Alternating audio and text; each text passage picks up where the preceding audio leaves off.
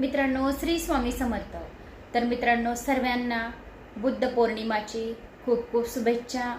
आणि वैशाख मासची ही पौर्णिमा अतिशय महत्त्वाची पौर्णिमा आहे. तर धनप्राप्तीसाठी हा एक उपाय अतिशय महत्त्वाचा आहे. तर आपल्याला शिव मंदिरात जाऊन एक कलसाभर पाणी घेऊन जायचंय. त्यामध्ये 5 बेलपत्री, एक कमलगट्ट्याचा मणी आणि शिवलिंगावर ते पाणी आपल्याला अर्पण करायचंय शिव मंदिरात जाऊन. आणि ओम चंद्रेश्वराय नमः या मंत्राचा जप करत करत अर्पण करायचं आहे. याच्याने अचानक धनप्राप्ती, दुःख, दारिद्र्य, शरीरामध्ये काही रोग असेल तर तो रोग सुद्धा बरा होईल. नेगेटिव्ह ऊर्जा मनात येत असेल, घरात कटकट चालू असेल तर कुठल्याही गोष्टींसाठी हा उपाय रामबाण आहे. जर प्रमोशन, नोकरी वगैरे या लग्न जुळत नाही आहे तर पौर्णिमाच्या दिवशी कोणतेही उपाय केलेले अतिशय शीघ्र फलदायी होतात. तर हा उपाय करायला विसरू नका. ओम चंद्रेश्वराय नमः या मंत्राचा नाही मंदिरात जाऊ शकले तर घरच्या घरी शिवलिंगावर हे संपूर्ण पूजा करायची आणि ओम चंद्रेश्वराय नमः या मंत्राचा 108 वेळा जप करावा. तर आज पौर्णिमा आहे, नृसिंह जयंती आहे. तर सर्वांनी माझ्याजवळ जेवढे पुराण होते 11 पुराण, तर 11 पुराणांचं दर्शन घेऊया.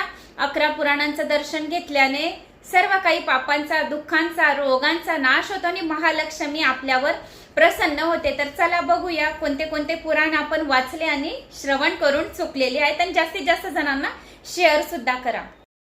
तर मित्रांनो, आज अशी इच्छा झाली माझी की आपण किती पुराणं वाचून चुकलेलो आहोत. सर्वांची आज पौर्णिमा असल्यामुळे दर्शन घेऊया आणि सर्वांना हळद, कुंकू, अक्षदा, फूल आणि दिवा, धूप, अगरबत्ती घेऊया. नतमस्तक करून घेऊया या सर्व पुराणांना की आपण खूप भाग्यवान आहे की आपल्याजवळ एवढे पुराणं आहेत. तर माझ्या मनात आलं की मी तुम्हाला सुद्धा हे दर्शन करून घेऊ, कारण तुम्ही पण सर्वांनी एवढे पुराणं श्रवण करून चुकलेले आहेत.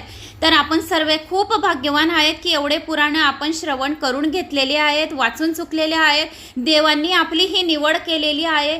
तर आपल्याला विष्णू लोकची, वैकुंठ लोकची, गणेश लोकची, नर्मदा जे आपल्याला गंगे स्नान करण्याची सर्व काही पुण्य प्राप्ती होऊन गेलेली आहे. म्हणून मनात कुठलाही निसंकोचपणे आपण यांचे दर्शन घ्या. आणि परत अजून जे आपले 8 पुराणं बाकी आहेत तर त्यांची अजून भगवान मला खूप शक्ती देव की मी अजून पुराणं वाचू आणि तुमच्यापर्यंत पोहोचू आणि संपूर्ण 18 पुराणांचं जे आहे ज्ञान तर ते संपूर्ण शालिनी भक्ती सागरवर अपलोड करून देऊ. तर अशी माझी इच्छा आहे. तर अजून 9 पुराणं वाचून मला खूप आनंद होत आहे की एवढे पुराणं माझ्या जवळ आहे. तर तुम्ही पण दर्शन घ्या आणि मनातल्या मनात इच्छा, कामना बोला. नुसतं दर्शन सुद्धा घेतले तरी सुद्धा तुम्हाला संपूर्ण पुराण श्रवण केल्याचे पुण्य फळाची प्राप्ती होईल. Like, share, subscribe.